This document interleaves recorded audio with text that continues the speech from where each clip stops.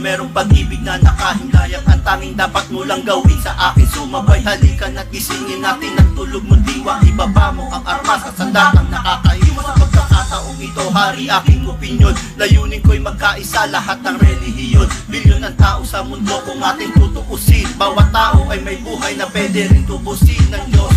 Anumang oras handa man o hindi, madadaig mo ba si Kristo sa kanyang pagtitimpi? Habang pasad ng kusat ipinakong walang laban, mahal ka ng Diyos, hindi mo lang ito nalalaman. Minsan sa ating buhay merong suliranin at hindi mo matanto kung sasapat ka ba o kukulangin. Basta't mahalaga merong isang pag-ibig, umaasang may gabay na nandyan lang sa ating paligid. Dahil tayo'y may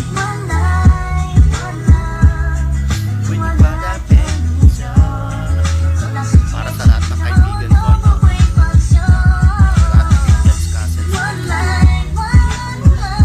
represent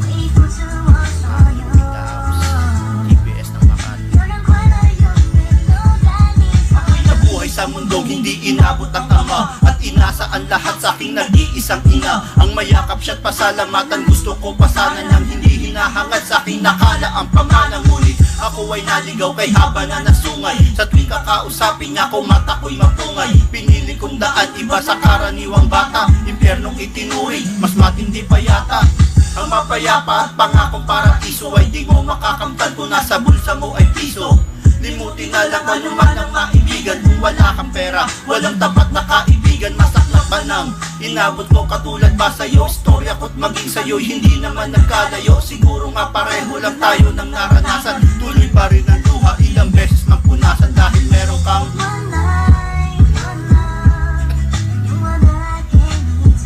para sa lahat ng kaibigan ko itong kanta na to. Sana lahat tayo magkaisa. Bilang ang iniitin mo sa akin. Last verse yan.